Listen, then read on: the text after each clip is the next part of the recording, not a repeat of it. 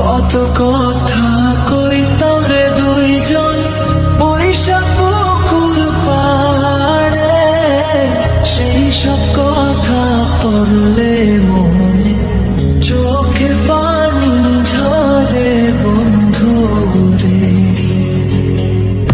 কত কথা কইতাম রে দুইজন বৈশাখ পুকুর পাড়ে, সেই সব কথা পড়লে মনে চোখের পানি ঝরে বন্ধু রে।